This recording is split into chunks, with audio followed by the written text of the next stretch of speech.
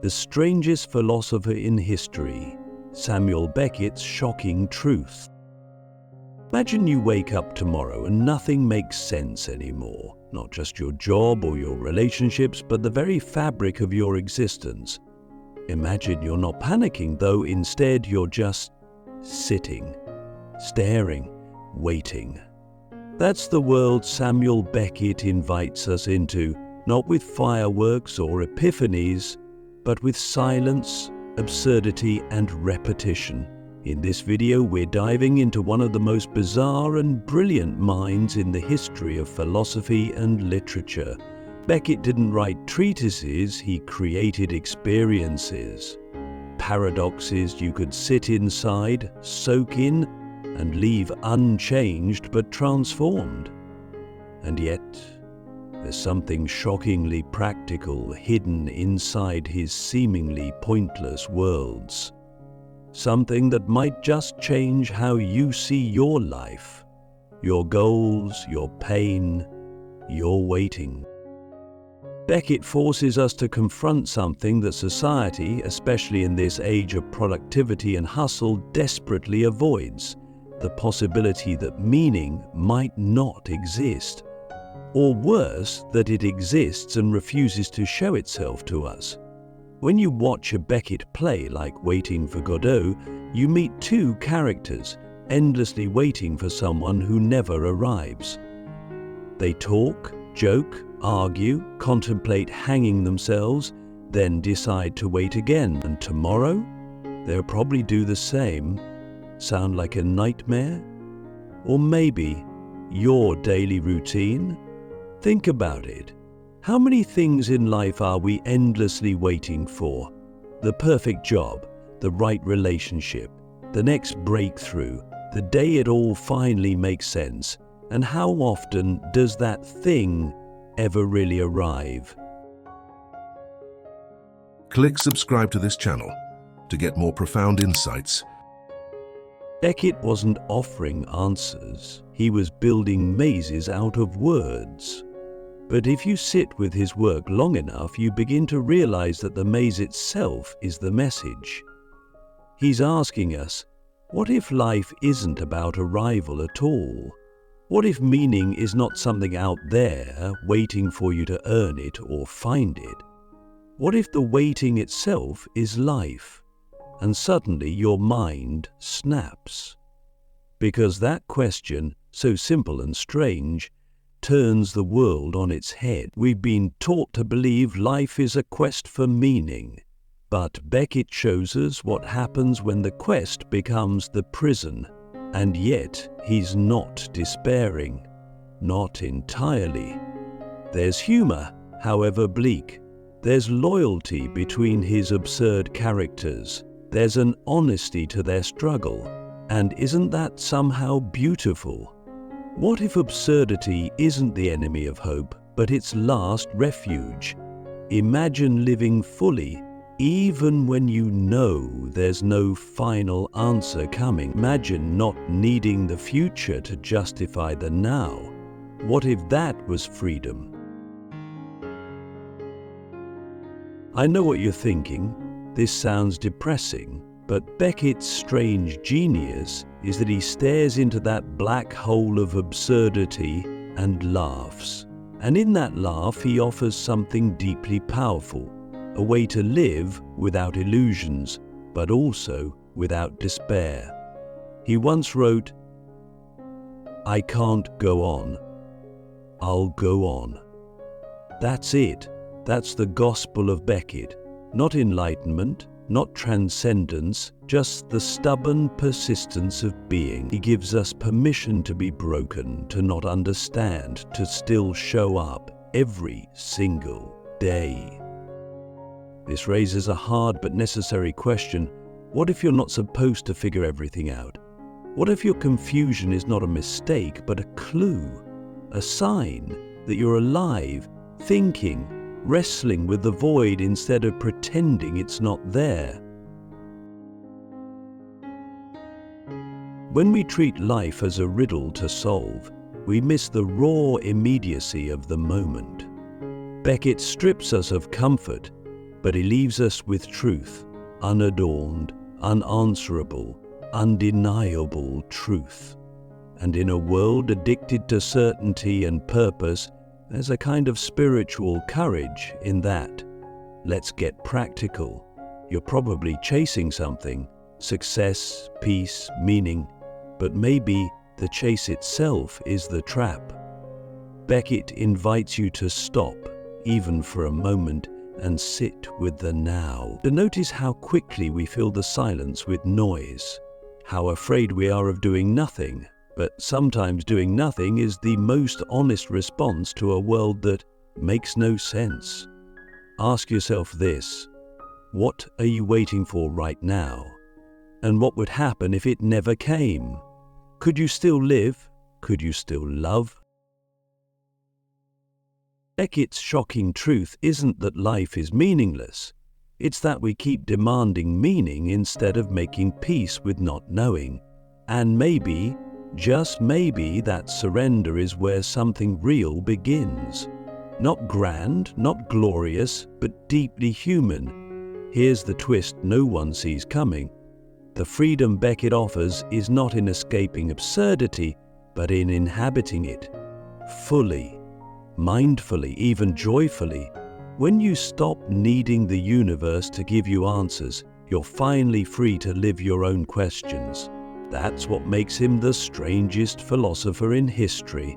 Not because he was confused, but because he embraced confusion as a form of clarity. So, as we step into the next part of this journey, I want to leave you with a question, one that might haunt you in the best way. If life never tells you why you're here, can you still love being here anyway?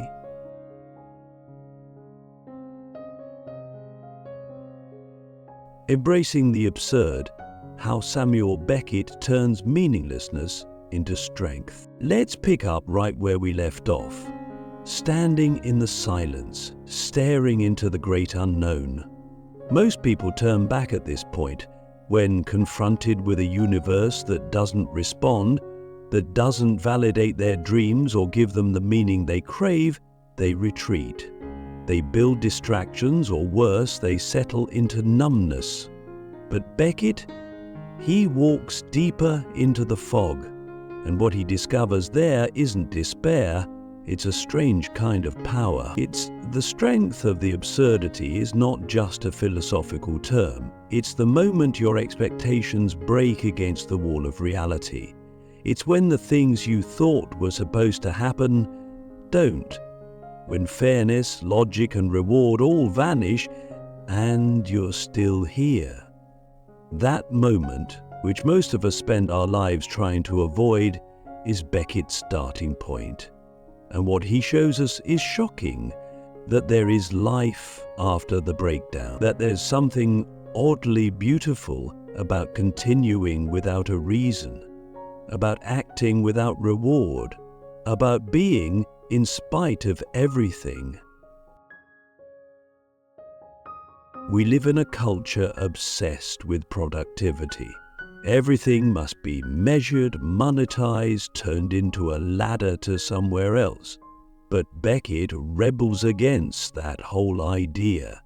He gives us characters that do nothing, that go nowhere, that wait, and nothing changes. But the miracle is that they're still there, still talking, still connecting, still trying. This is where Beckett becomes practical, even revolutionary.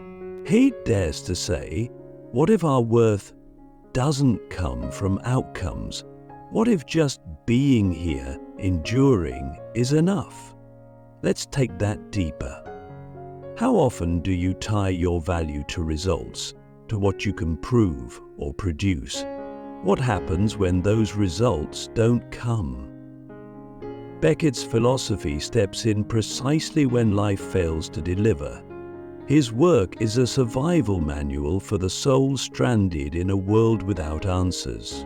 And he flips the script, because in Beckett's world, failure is not the opposite of life, it is life.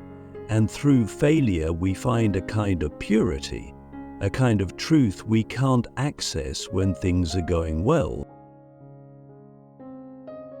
He once wrote, "Ever tried, ever failed, no matter, try again, fail better." That line has become a cliché in motivational circles, but most people miss its depth. It's not about climbing to eventual success. It's about living in the rhythm of effort itself. Not because it will pay off, but because it's all we have. Beckett teaches us that meaninglessness does, but if we accept it, if we embrace the absurd, then every small act becomes heroic. Brushing your teeth, calling a friend, laughing at nothing. These aren't fillers before the real meaning arrives. They are meaning, because they are real and they happen in a world that owes us nothing. That's power. Think about your own life. What if you stopped needing it to add up, stopped needing it to resolve? Would you become indifferent, or would you finally be free to live it fully, without hesitation, without needing every move to count? That's what Beckett invites us into, a raw, stripped-down existence where we can stop pretending and start being. It's not glamorous, but it's authentic. And in a world drowning in artificial images of perfection, maybe that's the rarest treasure of all. There is something else Beckett gives us: compassion. You might not notice it at first because his work seems cold, even cruel. But look closer. His characters cling to each other. They joke, they argue, they repeat themselves, but they stay. They're companions in the absurd. And that matters. Because when the world offers no comfort, sometimes the only comfort is each other. Human connection becomes the last thread of meaning, and maybe the strongest. We don't need a divine plan to be kind. We don't need a cosmic purpose to love. In fact, love becomes even more precious when it's all we have. So, here's a wild thought. What if Beckett's bleakness is actually full of hope? Not the hope that everything will get better, or that someone will eventually explain it all, but the hope that we can endure together without any of that. The hope that says, "You're still breathing, I'm still here," and that's enough. Now pause for a second and ask yourself, what would your life look like if you embraced the absurd? What would change if you stopped expecting answers and started honoring the questions? Could you find beauty in the waiting? Could you laugh even when nothing made sense? This is where Beckett becomes more than a philosopher. He becomes a mirror. He shows us how much of our suffering comes not from reality itself, but from our refusal to accept it. We suffer not because life is meaningless, but because we expected it to be otherwise. But in that gap between expectation and reality, between the myth of control and the truth of chaos, there's a doorway, and Beckett walks through it, not with pride, not with certainty, but with humility, with humor, and with an almost spiritual defiance. His world is strange, his voice is unsettling, but his wisdom is undeniable, and if you let it, it will break something open in you, not to destroy, but to liberate. Because when you've lost the need for guarantees, you're finally free to live without fear. The art of failing better. Why Samuel Beckett's darkness can light your path. What happens when we stop running from failure and begin to see it not as a flaw in the system, but as the system itself? This is where Beckett moves beyond literature, beyond theatre, and becomes something else. Almost like a quiet guide through the underworld of our inner lives. His landscapes are stripped of illusion, bare-boned and bleak, yet they contain an uncanny clarity. They show us what's left when all the stories we've told ourselves fall away. And what's left, paradoxically, is not nothing, but something deeper than success could ever promise. What's left is the art of failing better. Beckett doesn't romanticize failure. He doesn't give it a silver lining or wrap it in the language of growth. In his world, failure is raw, repetitive, and often ridiculous. But that's exactly what makes it so honest. Life, as he shows us, is rarely a clean narrative arc. It's more like a spiral full of starts and stops, stumbles and retracings. Every time we try, we carry the memory of our last fall. Every time we speak, we echo the silence that came before. There's no triumph here, just persistence, and that in itself becomes noble. This is radical. In a world that rewards only winners, Beckett makes space for the rest of us, for the ones who try and fall short, for the ones who show up anyway. He offers no applause, no happy endings, but also no shame. Only this simple truth: trying is enough. In fact, it's all we ever really have. The moment you act, despite knowing it might fail, despite knowing it will, that's where something real begins. Not glory, not even resolution, but truth. And in a society built on constant striving, that kind of honesty is deeply subversive. When Beckett writes, "Fail better," he isn't handing you a productivity hack. He's whispering a deeper invitation to lean into the broken rhythm of your life, to stop waiting for perfection, to show up in your full imperfection and still say yes to the day, yes to the struggle, yes to the moment. This isn't the kind of yes that comes with guarantees. It's a defiant, trembling yes. A kind of surrender that carries its own strange strength.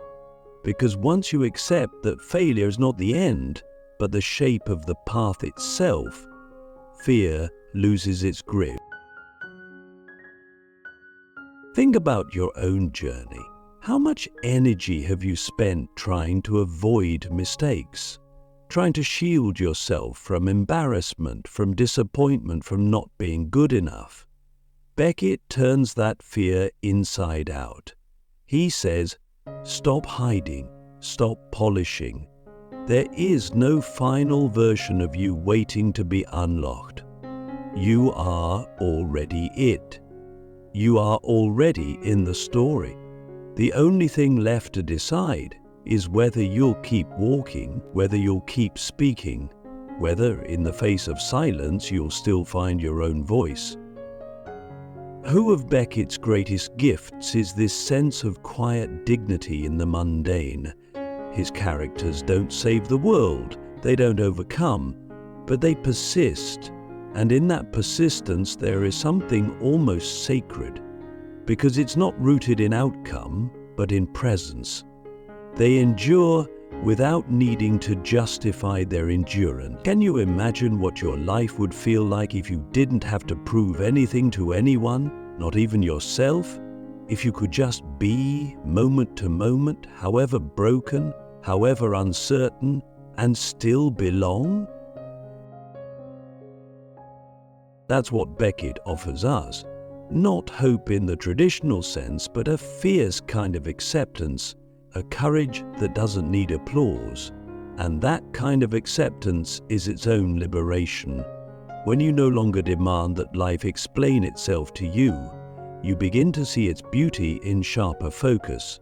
The small things glow brighter, the connections feel deeper, even the pain becomes more bearable, because it's no longer a failure to be fixed, but a part of the dance.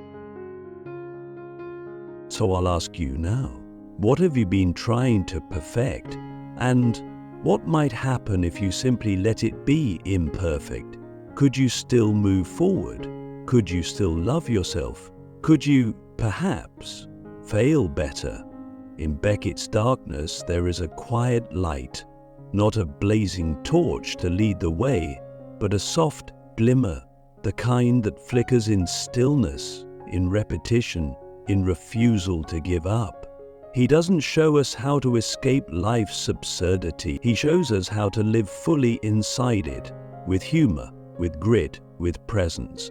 And when you see that, even once, it changes you. The end of meaning, why letting go of answers sets you free. We've followed Samuel Beckett through silence, absurdity, failure, and now we arrive at perhaps the most unsettling and liberating point of all, the collapse of meaning itself. Not in a nihilistic, everything is pointless kind of way, but in a deeper, quieter unraveling of the need for answers. Beckett doesn't destroy meaning, he simply removes its pedestal. He shows us what it's like to live when the map is gone, when the compass is broken, and when the stars you once followed no longer guide you. And instead of panic, he invites something radical, peace. When we let go of the demand for clarity, something opens up. The world becomes wider, stranger, more alive. Meaning no longer has to be big or cosmic. It doesn't have to be fixed. It can be fleeting, shifting, deeply personal. It can exist in the way light hits a wall, in the sound of your own breath, in the absurd joke that no one else finds funny but somehow saves you that day. Beckett teaches us to stop looking for meaning like it's buried treasure. Instead, we begin to experience it as something woven into the fabric of being itself, not because it was placed there, but because we are here to witness it. You see, the great tragedy is not that life has no meaning, it's that we spend so much of our lives looking for it in the wrong places, waiting for some final explanation, some voice from the sky to tell us, this is it, this is why. But the sky stays silent. And Beckett tells us that silence is not a curse, it's a canvas. What you do with it is what makes you human. There's a strange kind of freedom that comes with this. You don't have to justify your existence anymore. You don't have to prove you're doing it right. You just have to be. And once you accept that, once you stop needing everything to mean something, you start living with more presence, more awareness, and more courage than ever before. You stop waiting, you start noticing. You begin to live not for the answer, but for the experience.